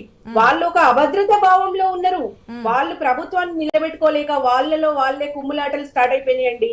వాళ్ళలో వాళ్ళే బయటపడలేకపోతున్నారు. కానీ ఈ పార్లమెంట్ ఎలక్షన్లు అయిపోతే వాళ్ళ ఎమ్మెల్యేలు బీఆర్ఎస్ లకు వచ్చిన ఆశ్చర్యపడాల్సిన అవసరం లేదా మా అంశం అండి ఇది. ముందు ఏం చేస్తున్నారని అడుగుతా ఉన్నారు. గతంలో అంటే ఈ 10 సంవత్సరాల టెన్యూర్ లో, ఈ పదవీ కాలంలో ఎటువంటి అవినీతి చేశారు, ప్రాజెక్టులో ఎంతవరకు ఖర్చు చేశారు, ఎంతవరకు పక్కకి వెళ్ళిపోయింది, ఇవన్నిటి గురించి కూడా తెర మీద తీసుకొస్తుంది కాంగ్రెస్ ప్రభుత్వం. సిట్టింగ్ జడ్జితో విచారణ జరిపించడం సిద్ధమని చెప్తున్నారు ప్రధాన ప్రతిపక్షం. అయితే ముందుంది ముసలి పండుగ అంటుంది బీజేపీ కూడా. ఒకవేళ కాంగ్రెస్ పార్టీ రాష్ట్రం నుంచి ఒక కంప్లైంట్ ఇస్తే మేము సిద్ధంగా ఉన్నాం, ఎవరేం చేశారు అంతా కూడా మేము క్లియర్ కట్ గా ముందుకెళ్తాం, ముందుంది అంతా చూపిస్తామంటున్నారు. డెఫినెట్ గా అండి, చట్టానికి ఎవరు అతిథులు గారు, చట్టానికి ఎవరు చుట్టాలు గారండి. ఇక్కడ ఎవరు తప్పు చేసినా శిక్ష అనుభవిస్తారు. డెఫినెట్ గా మీరు ఇన్వెస్టిగేషన్ చేసుకోవచ్చు. ఎవరు తప్పు చేసిండ్రో వాళ్ళని మీరు డెఫినెట్ గా శిక్షించవచ్చు. కానీ అదే సాకుతో ఇయ్యాల అభివృద్ధి పాలనను కుంటుపడిస్తే మాత్రం తెలంగాణ ప్రజలు సహించరు. మీరు గత పాలన విమర్శలు చేసుకుంటూ ఎంతకాలం మీరు పబ్బం గడుపుకుంటారు? మీరు 6 గ్యారంటీలు ఇంకెన్నడూ అమలు చేస్తారు? అధికారంలోకి వచ్చిన 90 రోజుల్లోనే అన్ని చేసి చూపిస్తామన్నారు. నెక్స్ట్ డేనే 2 లక్షల రుణమాఫీ అన్నారు. ప్రతి ఒక్క హామీ కూడా ఇవాళ ఎందుకు వెనక్కి పడిపోయింది? ఎందుకు బీఆర్ఎస్ ని విమర్శించుకుంటూ పబ్బం గడుపుతున్నారు? ఇప్పుడు ఈ 3 లక్షల వరకు వడ్డీ లేని రుణాలు ఎట్టిపోయినాయి. 24 గంటల కరెంటు వ్యవసాయానికి ఇస్తామన్నారు, అదెక్కడ పోయింది? ఎంతసేపు ప్రభుత్వాలను విమర్శించుకుంటారు? చూడండి, గత కాంగ్రెస్ ప్రభుత్వం ప్రవేశపెట్టిన ప్రత్యేక వ్యవసాయ బడ్జెట్ తిరిగి ఎన్నడు ప్రారంభిస్తారో చెప్పాలి. అన్ని పంటలకు మద్దతు ధర ఎప్పుడు ఇస్తారో చెప్పాలి. ఇలా మూతబడిన కర్మాగారాలు ఎప్పుడు చక్కెర కర్మాగారాలు తెరిపిస్తామన్నారు. ఇప్పుడు అలవి కాని 420 హామీలలో కనీసం 420 హామీలలో 100 హామీలన్నా ఎప్పుడు చేస్తారో చెప్పాలి. వీళ్ళు వివిధ కారణాలతో లోక్సభ ఎన్నికల్లో మొత్తం ఎన్ని స్థానాలు సంపాదించుకోవచ్చు అనుకోవచ్చు? కౌంట్ ఏమైనా తగ్గే సిచ్యువేషన్ ఉందా? ఏమంటారు? సారీ, లోక్సభ స్థానాల్లో మొత్తం ఎన్ని గెలుచుకుంటుంది అనుకోవచ్చు ఇప్పుడు ఉన్నటువంటి బీఆర్ఎస్? డెఫినెట్ గా మెజారిటీ ఆఫ్ సీట్స్ డెఫినెట్ గా బీఆర్ఎస్ పార్టీ గెలుచుకుంటది. కాంగ్రెస్ 14 అని చెప్పున్నారు, బీజేపీ 8 నుంచి 10 అలవోకగా గెలుస్తాం ఈసారి అని చెప్పి ఒక ఫిగర్ చెప్పున్నారు. మరి లాస్ట్ టైం ఎలక్షన్స్ లో సారు కారు 16, ఇంతకు ముందు మనకి వాస్తవ గారు గుర్తు చేస్తున్న విధంగా లాస్ట్ టైం స్లోగన్ అది కారు సారు 16 అనేది. మరి ఇప్పుడు ఏంటి 16 ఫిగర్ స్టిక్ అయి ఉన్నారా లేదంటే? డెఫినెట్ గా గొప్ప మెజారిటీయే ఎక్స్పెక్ట్ చేస్తున్నాము. నెంబర్ ఆఫ్ స్థానాలు బీఆర్ఎస్ కే వస్తుంది. పార్లమెంట్ లో తెలంగాణ అస్తిత్వాన్ని గాని, తెలంగాణ గలాన్ని గాని, తెలంగాణ బలాన్ని గాని, తెలంగాణ బలం గాని, ఏమంటారు దళం బలం గలం అన్ని కూడా బీఆర్ఎస్ పార్టీ అని ప్రజలు నమ్ముతున్నారు. కాంగ్రెస్ పార్టీకి పొరపాటున అధికారం కట్టబెట్టడం వల్ల రాష్ట్రం 10 ఏళ్ళు వెనుకకు పోతుందని గ్రహించారు ప్రజలు. ఇలా పార్లమెంట్ లో తెలంగాణ వాదం ఉండాలంటే బీఆర్ఎస్ ఎంపీలు ఉండాలనేది ప్రజలకు అర్థమైంది. కాబట్టి మెజారిటీ ఆఫ్ సీట్స్ బీఆర్ఎస్ పార్టీకి వస్తాయని బలంగా నమ్ముతున్నారు. సంధ్యారెడ్డి గారు ఏమంటారు? అయిపోయింది, అమలు కాని హామీలు ఇచ్చున్నారు. దాంట్లో నేను కొన్ని ఎగ్జాంపుల్స్ చెప్తా. నవంబర్ నెలలో బహిరంగ సభలో అంటే ప్రచారాల్లో భాగంగా మాట్లాడినప్పుడు ఇప్పుడున్నటువంటి CM Revanth Reddy next month ఎవరు కూడా కరెంట్ బిల్లులు పే చేయకండి, ఎందుకంటే వచ్చింది మన సర్కారే, 200 యూనిట్ల లోపు ఉన్న వారందరూ కూడా నన్నే చాలా మంది అడుగున్నారు, ఈ నెల పే చేయాలమ్మా, అవసరం లేదా, కట్టాలా కరెంట్ బిల్లులని. ఇంకా ఏం రాలేదు కాబట్టి కట్టమని చెప్పున్నాం. కొన్ని చోట్ల కట్టకపోతే ఫీజులు కూడా తీసుకెళ్లి మొత్తం కట్ చేసినటువంటి సిచ్యువేషన్స్. సో ఇవన్నీ కూడా గతంలో ఇచ్చినటువంటి హామీలు. ప్రచార సభల్లో రైతు బంధు విషయంలో కూడా చాలా యూటర్న్స్ తీసుకుంది. ఈసీ ఒకసారి పర్మిషన్ ఇవ్వడము, మళ్ళీ ఇవ్వకపోవడము, ఇచ్చినప్పుడు ఇప్పుడు ఎంత ఇస్తా అంత తీసుకోండి, మిగిలిన అమౌంట్ మేము అధికారంలోకి రాగానే ఇస్తామని చెప్పినటువంటి సిచ్యువేషన్. రైతు రుణమాఫీ కూడా సేమ్ పాలసీ. సో ఇవన్నీ కూడా మీరు చెప్పినటువంటి టైం టెన్యూర్లో జరగలేదు. మిగిలిన ఉద్యోగాలు అంటారా, పర్టికులర్ గా 1 year టైం పెట్టున్నారు. సంవత్సర కాలంలో 2 లక్షల ఉద్యోగాలు ఇస్తామన్నారు. అది సంవత్సర కాలంలో ఎవరు అడగడానికి ఆస్కారం లేదు, ఎందుకంటే ఆ ప్రాసెస్ జరుగుతూ ఉంది కాబట్టి. కానీ మిగిలిన మీరు చెప్పిన టైం ప్రకారం చేయలేదు కాబట్టి అది ప్రధాన ప్రతిపక్షానికి కానీ ప్రజలకు కానీ క్వశ్చన్ చేసే ఆస్కారం అయితే వచ్చింది కదా. ఒకటమ్మా, మేము ఇచ్చిన హామీలను నెరవేరుస్తాం పక్కన పెడితే, బీజేపీ ఇందాక సిస్టర్ మాట్లాడుతుంది బీఆర్ఎస్ నుంచి, తెలంగాణ వాదం ఉండాలి అంటే పార్లమెంట్ లో అంట. తెలంగాణ వాదం ఉందా? మరి తెలంగాణ వాదం ఉండాలి, తెలంగాణ సెంటిమెంట్ కోసం ఈ టిఆర్ఎస్ పుట్టినప్పుడు బీఆర్ఎస్ పార్టీకి ఎందుకు మార్చుకున్నారు?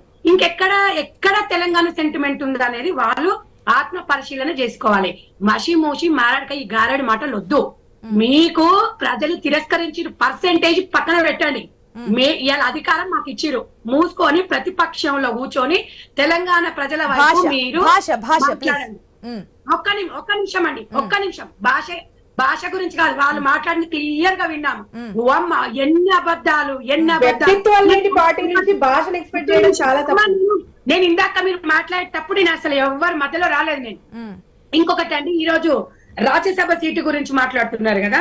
ఇలా కేసీఆర్ గారు వచ్చారు, ఎక్కడ మిస్ అయిపోతుందో రాజా అంటే తెలంగాణ ప్రజల అంటే వాళ్ళ మంచి చెడు అనేది కేసీఆర్ గారికి అవసరం లేదు. ఓన్లీ ఒక రాజ్యసభ సీటు కోసం మాత్రమే మిస్ అవుతుందేమో అని ఒక దానికోసం ఈ రోజు కేసీఆర్ గారికి రంగంలో దిగిందని మీరే చెప్పిండ్రు, మేము చెప్పలేదు, ఊహాగానాలు. అయితే ఇలా తెలంగాణ ప్రజలు వాళ్ళు అదే అనుకుంటున్నారు, ఒక్క రాజ్యసభ సీటు వస్తే ఒక్క రాజ్యసభ సీటు బిడ్డకి ఇస్తారు కాబట్టి దానికోసం బయటికి వచ్చినారు అనేది ఒక తెర లేపుతున్నారు ప్రజలు. సరే, అది మీ అంతర్గత విషయం, మాకు సంబంధం లేని విషయం. ఇంకొకటమ్మా, ఇలా తెలంగాణలో డిసెంబర్ 3వ తారీఖు నాడే తెలంగాణ ప్రజలకు పూర్తి స్వాతంత్రం వచ్చిందన్న ఒక నమ్మకంతోని మీరు ఇలా ఎల్బీ స్టేడియంలో 9 మీరు చూసిండ్రు. 7వ తారీఖు నాడు ప్రమాణ స్వీకారం రోజే మీరు ఆ రోజు చూసిండ్రు. ఆ రోజే నమ్ముతున్నారు ప్రజలు. కేసీఆర్ కుటుంబం రాజకీయము, బీజేపీ మతతత్వ రాజకీయము, ఈ రెండు పోయింది. అభివృద్ధి సంక్షేమం పై ఒక స్వేచ్ఛ కోరుకుంటుంది తెలంగాణ ప్రజలు. అది మేము అందిస్తాము.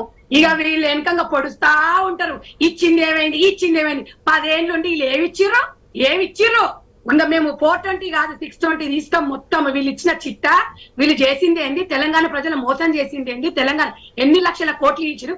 మరి ఒకటే నేను అడుగుతున్నాను, ఇవాళ కేటీఆర్ గారు ఒకటే మాట్లాడుతున్నారని ఇలా మీ సిస్టర్ చెప్తున్నారు. మా కేటీఆర్ గారు ఇట్లా మాట్లాడుతున్నారు, ఆటో వాళ్ళని తగలబెట్టుకున్నారు. ఆటో అమ్మా, గతంలో కాంగ్రెస్ ప్రభుత్వం ఉన్నప్పుడు 10th క్లాస్ పాస్ అయితే లోన్లు ఇచ్చేవాళ్ళమ్మా. మీ పార్టీ ఏమన్నా అధికారంలో 10 ఏళ్ళ నుండి ఎవరికన్నా లోన్లు ఇచ్చిందా? మనలాంటి ఆడపిల్లలకి 10వ తరగతి పాస్ అయితే 1 లక్ష రూపాయలు లోన్లు ఇచ్చింది. మీ దాంట్లో ఎక్కడన్నా ఇచ్చిందా? మేము ఇచ్చిన గవర్నమెంట్ లో కాంగ్రెస్ ప్రభుత్వంలో ఇవాళ తెలంగాణ నుంచి 10th క్లాస్ పాస్ అయితే 1 లక్ష రూపాయలు లోన్ ఇచ్చేటారు. ఎక్కడన్నా లోన్ ఇచ్చిందా? హరీష్ రావు గారు ఎన్నికల ముందు హామీ ఇచ్చారమ్మా, డ్వాక్రా సంఘాలకు 10 లక్షల లోన్ అన్నారు. ఎక్కడన్నా ఉందా అమ్మా? 9 సంవత్సరాల నుంచి పాలా ఒడ్డిన అన్నారు. ఎక్కడుందమ్మా? ఇన్ని అబద్ధాలు ఆడుకుంటూ ఇంత చీటింగ్ చేసి ప్రజలను ఈ రోజు మీ మీద నిలబెడుతున్నాము. కాంగ్రెస్ చీటింగ్. ఇలా కాంగ్రెస్ లేకపోతే మీరెక్కడున్నారు తల్లి? మీరు ఒక్కటే ఆత్మ పరిశీలన చేసుకోవాలి. మీరు 10 సంవత్సరాలు మీకు అవకాశం ఇచ్చిన అవకాశాన్ని మీరు యూజ్ చేసుకోలేదు. మాకు ఇచ్చిండ్రు, మేము ఒకటే చెప్తున్నాం, మేము చీటింగ్ చేస్తున్నామా లేకపోతే చెప్తున్నారు. గత సర్కారు ఏమి హామీలు ఇచ్చి విస్మరించింది, ఇప్పుడున్నటువంటి సర్కారు ఏం చేస్తుంది అనేది అధికార ప్రతిపక్ష నాయకుల ద్వారా ప్రజలకైతే క్లియర్ కట్ గా తెలుస్తోంది. వాసుదేవరావు గారు ఒక క్వశ్చన్ చేస్తున్నారు, సంధ్యారెడ్డి గారు. ఏదైతే ఇప్పుడున్నటువంటి ప్రధాన ప్రతిపక్షం అవినీతి చేస్తుందని చెప్తున్నారు, రాష్ట్ర ప్రభుత్వం ఇక్కడ నుంచి కంప్లైంట్ చేస్తే మేము యాక్షన్ తీసుకుంటామని చెప్తున్నారు. కాంగ్రెస్ బీఆర్ఎస్ ఒకటి కాదు అనడానికి ఇది ఒక నిదర్శనం అనుకోవచ్చు. మీరు కంప్లైంట్ చేసే ఆస్కారం ఉందా కాళేశ్వరం గురించి కానీ ఏదైనా? ఎన్నిసార్లు చేయాలి? గతంలో రేవంత్ రెడ్డి గారు చేయలేదా? సిపిఐకి ఇచ్చిరు, ఈవీకి ఇచ్చిరు, అధికారికంగా ప్రభుత్వం, అధికారికంగా రాష్ట్ర ప్రభుత్వం. ఒక నిమిషం అండి, ఇప్పుడు కాదమ్మా, మేము మాట్లాడేటప్పుడేమో 10 మందికి అవకాశం ఇస్తారు. మీరు వాళ్ళు మాట్లాడేటప్పుడు మనం మధ్యలో మాట్లాడనివ్వరు. ఎవరికి అవకాశం ఇవ్వలేదు. వాళ్ళని నేనే క్వశ్చన్ చేస్తా, మిమ్మల్ని కూడా నేనే క్వశ్చన్ చేస్తా ఉన్నా. ఒక్క నిమిషం, మేము 100% మేము ఫుల్ క్లారిటీ అవుతున్నాం. అంటే మేము ఇప్పుడు వీళ్ళకి తీసుకపోయి మీకు కంప్లైంట్ ఇస్తాను అంటే మీకు కనీస బాధ్యత లేదా? తెలంగాణలో మీద గవర్నమెంట్ అంటే కేంద్రంలో బీజేపీ పార్టీ గవర్నమెంట్ ఉంది, మరి స్వయాన మేము ఇవ్వడం కాదు, మేము ఇవ్వకుండా మీరేం చేస్తున్నారు? మేము గతంలో ఇచ్చినాము, మళ్ళీ మేము తీసుకుపోయి మళ్ళీ గవర్నమెంట్ నుంచి ఇస్తే మళ్ళీ బెదిరింపులు నదిరింపులు చేసి మళ్ళీ మళ్ళీ కోట్లు దండుకోవడానికి. మరి అప్పుడు ఇచ్చినప్పుడు అప్పుడు అధికారంలో లేరా కేంద్రంలో? ఇప్పుడు మేము ఇస్తేనే అంటే అప్పుడు అంటే ప్రతిపక్షానికి అంటే విలువలు లేవా అంటే మరి విలువలు లేవంటే మరి తెలంగాణ ప్రజలు నిర్ణయించుకుంటారు. అంటే అప్పుడు ఇచ్చినప్పుడు ఎప్పుడు ఇచ్చినా అది ఎందుకు లేదు? ఇవాళ ఇస్తేనే మేము చేస్తాం అంటున్నారు. మీరు ఏమంటున్నారు? రేపటి నుంచి ఉంది, ముందు ఉంది ముసల పండుగ. మీరు బెదిరించేది ఏముంటది? ఈడీలు సిబిఐలు అంతే చేస్తారు, ప్రజలను అది చేస్తారు. అది తెలంగాణ ప్రజలందరికీ బీజేపీ పార్టీ గురించి తెలంగాణ గురించి ఇవాళ తెలంగాణ గురించి మాట్లాడే సెంటిమెంట్ ఇవాళ బీఆర్ఎస్ పార్టీకి లేదు. అందుకే కదా పాపం మళ్ళీ ఏం చేస్తున్నారు, బీఆర్ఎస్ విలీనం చేసి టీఆర్ఎస్ మళ్ళీ ఉంటుంది. ఇవన్నీ ఓపిక లేదమ్మా. మేము 10 సంవత్సరాలు తెలంగాణ ప్రజలు ఓపికతోని మీకు అవకాశం ఇచ్చిర్రు. అరే 100 రోజులలోనే ఎప్పుడు ఇస్తారు? మీరు ఏదో ఇచ్చినట్టు, మీరు ఇచ్చిన హామీలు ఏదో నెరవేర్చినట్టు పర్సెంటేజ్లు పెట్టుకుంటారు. ఒక్క పర్సెంటేజ్ కాదు, ఒక్క ఓటైనా కీలకమైంది. అధికారంలో ఉన్నామా లేదా? ప్రతిపక్ష హోదా ఉన్నప్పుడు కూడా ఒకటి నిజంగా ప్రతిపక్ష హోదాలో ఉండి మీరు సంతోషంగా 38 మంది 39 మంది మీరు చేజారకుండా మా ఎమ్మెల్యేలు పోతారా అంటే గతంలో కూడా గట్లనే మాట్లాడారు. ఇవన్నీ వద్దమ్మా. ముందు ఇప్పుడు మేము అమలు చేయకపోతే పార్లమెంట్ ఎలక్షన్లు ముందే ఉన్నాయి, ప్రజలు చూస్తారు కదా. ఎందుకు మనం ఇప్పుడు మా మీద నమ్మకం ఉందా లేదా? ఇలా తెలంగాణ ప్రజలు ఇలా ఉచిత బస్సు మరి మీరు కూడా ఇస్తామని చెప్పారు. మేము తెలంగాణలో మాకు అవకాశం ఇస్తే మేము కూడా ఇస్తామన్నారు. మరి మీరు కూడా ఇచ్చేటోళ్ళు కాప్పుడు మరి ఇవాళ మేము ఇచ్చిన దానికి మీకెందుకు అంత బాధ అవుతుంది? ప్రజలకు మహిళలకు ఆత్మగౌరవం కోసం మేము అనుకున్నది మేము అమలు పరిచినాము. అది చూసి మీరు ఓర్వలేకపోతున్నారు. ఆరు గ్యారంటీలు కాదు, ఇవాళ స్టాఫ్ నర్సులు వాళ్ళ మొక్కలలో ఆనందం చూడండి. మీ ఎప్పుడన్నా 10 సంవత్సరాలలో ఎప్పుడన్నా ఇన్ని పోస్టులు ఇచ్చి అన్ని చేసినా మేమే తీసినాం అంటే మేము అట్లాంటివన్నీ పెండింగ్ పెట్టి ఇవాళ కోర్టులో ఇవాళ ఒకటే అండి నోటిఫికేషన్ వేస్తాడు, కోర్టుకు పంపిస్తాడు. సోషల్ మీడియాని వాడుకుంటారు. అది బీఆర్ఎస్ సంబంధించిన కాయిన్ ఉంటదిగా కేటీఆర్. ఏమోనండి, సోషల్ మీడియా గురించి ప్రతి ఒక్క పార్టీ అది చెప్తున్నారు. కేటీఆర్ కూడా అది చెప్తున్నారు. 30 యూట్యూబ్ ఛానల్స్ పెట్టుకుంటే ఇంత అభివృద్ధి జరిగే కన్నా మెడికల్ కాలేజ్ అవన్నీ కట్టే కన్నా 30 యూట్యూబ్ ఛానల్స్ అని మీరు సోషల్ మీడియా అంటున్నారు, వాళ్ళు సోషల్ మీడియా అంటున్నారు. ప్రతి ఒక్క రాజకీయ పార్టీ సోషల్ మీడియాని యూజ్ చేసుకునే ఉన్నారు. ఈ ఎలక్షన్స్ లో అటు ఏపీ ఎలక్షన్స్ లో కూడా చూస్తున్నాం. ఒక నిమిషం అండి, ఎస్ వాసుదేవరావు గారు. సంజయ్ రెడ్డి గారు ఒక మాట చెప్తూ మీకు కంప్లైంట్ ఇవ్వలేదా కంప్లైంట్ నేను ఒక లాయర్ని, న్యాయ వ్యవస్థ ఎలా పనిచేస్తుంది, కేంద్ర ప్రభుత్వం ఏంటి, రాష్ట్ర ప్రభుత్వం ఏంటి, దేనికి ఏ అధికారం ఉంటుంది అనేది కొంచెం అవగాహన ఉంటే బాగుంది. ఎందుకంటే అది రాష్ట్ర ప్రభుత్వ పరిధిలోది, రాష్ట్ర ప్రభుత్వం విచారణ జరుగుతుంది. రాష్ట్ర ప్రభుత్వం అది కీలకమైన ఇంపార్టెంట్ లేకపోతే చాలా చాలా ఇంపార్టెంట్ ఇష్యూ అయితే వాళ్ళు కేంద్రం రాయాలి. మీరు నేను రాత్రి చేసేది కాదని రాజ్యాంగ స్ఫూర్తి, రాజ్యాంగ యొక్క ఆర్టికల్స్ అవన్నీ కొంచెం అంటే న్యాయ వ్యవస్థ గురించి తెలియక అదేదో గబుకు మీరు రాస్తే నేను రాస్తే సిబిఐ ఎంక్వైరీ చేయరు. నేను ఒక విషయం మీ యొక్క ఐన్యూస్ శుభముకు తెలియజేద్దామని చెప్తున్నాను అంతే. అది ఎవరు పడితే రాస్తే సిబిఐ ఎంక్వైరీ వేయడానికి లేదు. అది రాజ్యాంగాన్ని మార్చాల్సి వస్తుంది. మళ్ళీ రాజ్యాంగం మార్చిన తర్వాత అయితే చేసి ఇప్పటివరకైతే రాజ్యాంగం ప్రకారం పోవాలి మనం. రెండోది మన షర్మిలి గారిని చూస్తున్నాం మనం. వైఎస్ఆర్ టీపీ అని పెట్టింది ఆవిడ. అన్నా చెల్లి ఇద్దరు పంచుకున్నారు. మళ్ళీ ఎందుకు పంచుకున్నారు 2 రాష్ట్రాలని. ఆ తర్వాత ఇక్కడి నుంచి మళ్ళీ ఆవిడని మెర్జ్ అన్నారు. మా ఖమ్మం పాలేరులో ఇల్లు కట్టారు, పాలేరులో ఆఫీస్ కట్టింది ఆవిడ. మొత్తం అసలు తెలంగాణ కోసం నా జీవితం ఉంది. ఆమెను తీసుకెళ్లి మంచిగా కలుపుకున్నారు. తీసుకెళ్లి మళ్ళీ ఇక్కడ దీన్ని తీసేశారు. అక్కడికి వెళ్ళి అక్కడ ఆవిడని తీసి ఆవిడ మాట్లాడిన మాటలు మీ యొక్క ఛానల్స్ మాధ్యమంగా కాంగ్రెస్ ఎన్ని తిట్టింది తెలుసు. ఆ తండ్రిని ఏది మన రాజశేఖర రెడ్డి గారిని ఏ విధంగా అన్ని చెప్పిన తర్వాత కాంగ్రెస్ పార్టీ చెప్పే మాటలు ఎలా ఉన్నాయి. ఇంకా వేరే ఏముండదు. ఏం చేశారు లేదు. ఇప్పుడు ఆర్థిక వ్యవస్థ ప్రపంచంలో 5వ స్థాయిలో ఉంది. అది ఒకటి గుర్తు పెట్టుకుంటే సరిపోతుంది. ప్రపంచంలో ఈ రోజు భారతదేశ ఆర్థిక వ్యవస్థ 5వ స్థానంలో ఉంది. మీకు ఆర్థిక విషయాలు తెలియకపోతే తెలుసుకోవచ్చు, ఆర్థిక విషయాలు తెలియకపోతే రాజ్యాంగం తెలుసుకోవచ్చు, న్యాయ వ్యవస్థ తెలుసుకోకపోతే తెలుసుకుంటే బాగుంటుంది. కాబట్టి మనం ఏదో మాట్లాడితే ఉపయోగం లేదు. ఇప్పుడు ఆర్థిక వ్యవస్థ 5వ స్థానంలో ఉంది. ప్రపంచంలో 11వ స్థానం 2014 నుంచి ఈ రోజున 5వ స్థానం తీసుకొచ్చింది భారతీయ జనతా పార్టీ. అరే మీరు రాముణ్ణి మీరు కూర్చోబెట్టింది టెంట్ కింద కూర్చోబెట్టారు. ప్రజలందరూ ఈ రోజున హర్షిస్తున్నారు. టెంట్ నుంచి ఒక ఆలయం తీసుకొచ్చింది భారతీయ జనతా పార్టీ, విశ్వ హిందూ పరిషత్. ఈ యొక్క హిందూ బంధువులందరూ కూడా ఆ రాముణ్ణి ఒక మంచి మందిరం తీసుకొచ్చింది మేము. మీరు టెంట్ లో, మీ ప్రభుత్వంలో టెంట్ లో కూర్చోబెట్టారు రాముణ్ణి. ఆ యొక్క ఈ రోజు జ్ఞానవాపి మందిరంలో కూడా ఈ రోజు శివునికి ఈ రోజు మరి పూజలు ప్రారంభించుకునే పరిస్థితి తీసుకొచ్చింది ఇక ప్రభుత్వం, న్యాయ వ్యవస్థ. దాన్ని ప్రజలు గమనిస్తూ ఉన్నారు. దయచేసి మీరు ఇప్పటికైనా సరే మత రాజకీయాలు వదిలేసేసి ప్రతి ఒక్క మతాన్ని గౌరవించాలి. ప్రతి మతంలో ఉన్న వ్యక్తుల్ని వారిని గౌరవించాలి. వారి ధర్మాలని వారు పాటించిన విధంగా చేస్తేనే ముందు కాంగ్రెస్ పార్టీ నౌకలు ఉంటాయి. ఒకే ఒక విషయం చెప్పి నేను ఆఫ్ చేస్తాను. ఎందుకంటే మొన్న 4 రాష్ట్రాల్లో, అంటే ఒక రాష్ట్రం పక్కన పెడితే 4 పెద్ద రాష్ట్రాల్లో ఎన్నికలు జరిగితే భారతీయ జనతా పార్టీ 3 రాష్ట్రాల్లో గెలిచింది. కాంగ్రెస్ గెలిచి ఒకే అది మర్చిపోయి మాట్లాడడం అనేది నేల విడిచి కర్రసాం చేసినట్టు ఉంటుంది. ఎందుకంటే 4 రాష్ట్రాల్లో మీకు వచ్చిన ఒక కాంగ్రెస్ ఒకటి, అది కూడా బీఆర్ఎస్ వైఫల్యాలకి ఆల్టర్నేటివ్ మీకు ఇచ్చారు తప్పితే మిమ్మల్ని చూసి ఇచ్చింది కాదు. మీరున్న గవర్నమెంట్ లో కోల్పోయారు. దయచేసి అది గమనించి మీరు మాట్లాడితే, మీరున్న అధికారులు ఉన్నాయి కోల్పోయి మేము అధికారం నిలబెట్టుకున్నాము. ఇక్కడ మీకు వచ్చింది అధికారం కేవలం బీఆర్ఎస్ వైఫల్యాన్ని వచ్చింది, కానీ మిమ్మల్ని మీరు చేసిన దాన్ని ఇవ్వలేదు. దయచేసి ఇప్పుడు కూడా మీకు అధికారం ఇచ్చింది ఒక హాల్ టికెట్ లాంటిది. పరీక్షలు అనేది 5 సంవత్సరాలు ఉంటాయి. మీరు ఈసారి సరిగ్గా పరిపాలన చేస్తే నౌకలు ఆల్రెడీ మీకు 60 రోజులు దాటిపోయింది, 70 రోజులు దాటిపోయింది. మీరు ఇంకా ఈ పార్లమెంట్ ఎన్నికలు కూడా వచ్చే వరకు ఇదే విధంగా మాట్లాడుతూ ఆ తర్వాత పార్లమెంట్ ఎన్నికలు కూడా వచ్చిందని చెప్తాను. ప్రజలు ఆల్రెడీ దాన్ని గమనిస్తూనే ఉన్నారు. కాబట్టి వచ్చే పార్లమెంట్ తప్పకుండా మీకు తగిన సమాధానం ఈ ప్రజలు తెలంగాణలో చెప్తారని సందర్భంగా తెలియజేస్తున్నారు. ఎలక్షన్ల ముందు కూడా మాట్లాడారు మీరు. రజనీ రెడ్డి గారు, అదే మరి లోక్సభ ఎన్నికలకు సంబంధించి బహిరంగ సభలు కూడా సిద్ధమవుతున్నారు. మరి ఈ రోజు నుంచి బీఆర్ఎస్ కూడా అదే విధంగా ముందుకెళ్లే అవకాశం ఉందా? కేసీఆర్ బహిరంగ సభలు కూడా ఏర్పాటు చేసే ఛాన్స్ అయితే ఉందనుకోవచ్చా? Please repeat again please. ఏదైతే ఒక పక్క అధికార పార్టీ మరొకసారి అంటే లోక్సభ ఎలక్షన్స్ లో కూడా అధిక సీట్లు సంధ్యారెడ్డి గారు చెప్పినట్టుగా 14 కావచ్చు 15 కావచ్చు దాంట్లో మెజార్టీ సీట్లు గెలవాలని చెప్పి ఈ రోజు చింద్రవేల్ సభ ద్వారా శంకరరావు పూరిస్తున్నారు. మరి బీఆర్ఎస్ కూడా మేము పోటీగా ముందుకెళ్తామంటున్నారు. కాబట్టి ఎప్పుడు ప్రజాక్షేత్రంలో ముందుకు వచ్చేది ఎప్పుడు? కేసీఆర్ నిన్న బయటకు వచ్చారు, ఆఫ్టర్ లాంగ్ టైం ప్రమాణ స్వీకారం చేస్తున్నారు. కాబట్టి ఇప్పటి నుంచి ఎక్స్పెక్ట్ చేయొచ్చా ప్రజలు? డెఫినెట్ గా అండి. ఆల్రెడీ మా పార్లమెంట్ సన్నాహక సమావేశాలు అయిపోయినాయి. మేము ఆల్రెడీ ప్రజల్లోకి వెళ్ళినామండి. మేము ప్రజల్లోకి దూసుకుపోయి ప్రచారాలు స్టార్ట్ చేసాం. వాళ్ళు ఇంద్రవేల్ సభలు చేసుకొని ఇంకేమైనా చేసుకొని వాళ్ళు ఇచ్చిన అబద్ధాల హామీలు ప్రజలు నమ్మే ప్రసక్తి లేదు.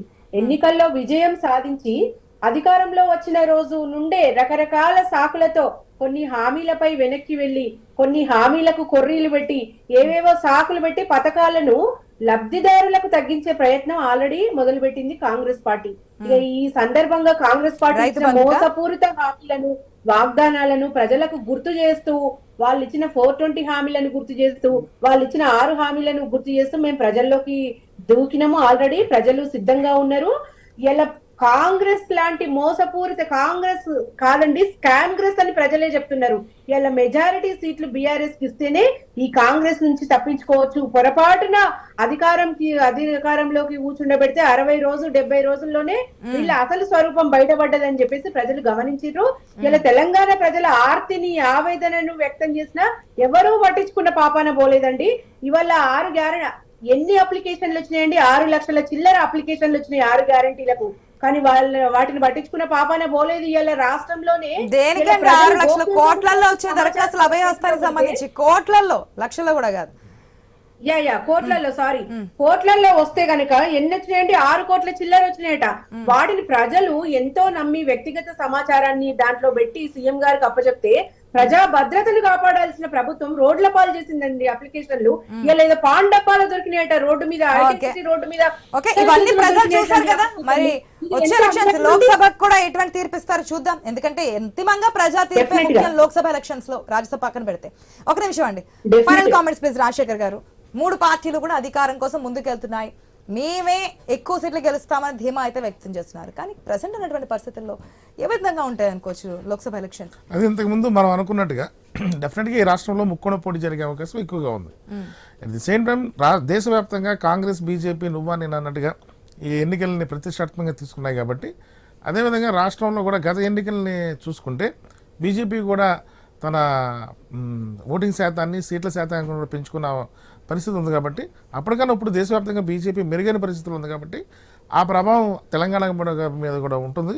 దాని ద్వారా బీజేపీ కూడా గట్టి ఫలితాలే వస్తాయనేది ఒక అంచనా. ఇప్పుడు సంజయ్ రెడ్డి గారు చెప్పినట్టుగా అధికారంలోకి వచ్చిన కాంగ్రెస్ పార్టీ తను ఏదైతే ఇచ్చిన హామీల్ని అమలు చేయడంలో ప్రభుత్వం కూడా కసరత్తు చేస్తూనే ఉంది, అది ఎవరు కాదనలేరు. కానీ ఇచ్చిన హామీలు ఇంకా వేగవంతంగా ముందుగా అమలు పరిచేటట్లయితే రాబోయే పార్లమెంట్ ఎన్నికల్లో వాళ్ళకి ఏదైతే అసెంబ్లీ ఎన్నికల ఫలితాలు సాగతీత ధోరణితో ఉంటుంది, ఆ తర్వాత దానికి బ్రేక్ దానికి అవకాశం ఇవ్వకుండా ఏదైతే బీఆర్ఎస్ తన ప్రధానమైన విమర్శ దాని మీద చేస్తూ ఉంది హామీల అమల్లో. కాబట్టి ఇప్పటి వరకు 2 హామీలు మీరు అన్నట్టు మీరు చెప్పారు, 6 గ్యారెంటీల్లో 2 గ్యారెంటీలు అమలు చేస్తాం, ఇంకో 2 గ్యారెంటీలు 10 రోజులు అమలు చేస్తాం అనేది. అదే ఆ 6 గ్యారెంటీల్లో ఒక్కో గ్యారెంటీలో చాలా అంశాలు ఉన్నాయి. కాబట్టి మీరు ఒక్కో గ్యారెంటీలో ఉన్న ప్రధానమైన అంశాన్ని మీరు తీసుకుని అమలు చేస్తూ ఉన్నారు. దాని ద్వారానే 2 గ్యారెంటీలు అన్నారు, ఇప్పుడు మళ్ళీ ఇంకో 2 గ్యారెంటీలు అన్నారు. ఆ గ్యారెంటీల అమలులో ఇంకా వేగవంతంగా ముందు తీసుకెళ్లి ప్రజలకు గనక సంక్షేమాన్ని అందిస్తే అసెంబ్లీలో వచ్చిన ఫలితాలే మళ్ళీ మీకు పార్లమెంట్ ఎన్నికల్లో కూడా ప్రజలు మంచి తీర్పునిచ్చే అవకాశం ఉంటుంది. అలా కాకుండా ఏదైతే బీఆర్ఎస్ ప్రభుత్వం చేసిన అవినీతి మీద మేము ఎంక్వైరీలు చేస్తున్నామనో, లేకపోతే అప్పులు తెలంగాణ ఉంది కాబట్టి ఆర్థిక వ్యవస్థ చిన్నభిన్నంగా ఉంది కాబట్టి మేము అమలు చేయడంలో కొద్దిగా తాత్సారం జరుగుతుంది అనే దానికైనా వంకలు కనుక ఎదుర్కొనేటట్టయితే ప్రజలు మళ్ళీ పార్లమెంట్ ఎన్నికల్లో వాళ్ళ యొక్క తీర్పుని వేరే విధంగా వచ్చే అవకాశం ఉంటుంది. కాబట్టి తద్వారా తెలంగాణలో కాంగ్రెస్ పార్టీ మరొకసారి మళ్ళీ గట్టి ప్రయత్నాలు చేయాల్సిన పరిస్థితి ఏర్పడుతుంది. కాబట్టి ఏతావాతగా తెలంగాణలో 3 పార్టీలు బలంగా ఉన్నాయి. మళ్ళా మనకి అసెంబ్లీ ఎన్నికల్లో జరిగిన పోరే పార్లమెంట్ ఎన్నికల్లో కూడా మనం చూస్తాం అనేది నా చూద్దామండి. మరి ఏ విధంగా ఉండబోతుందో, త్రికోణ పోటీ ఉండబోతుందా, 3 పార్టీలు ఏ విధంగా ముందుకెళ్ళబోతున్నాయి, మరి ఎటువంటి హామీలు ఇవ్వబోతున్నారు, ఎటువంటి విమర్శలు చేయబోతున్నారు అనేది చూద్దాం. Thank you so much debate లో పార్టిసిపేట్ చేసిన ప్రతి ఒక్కరికి కూడా. ఇది watching news agenda. Keep watching I news. మీతోనే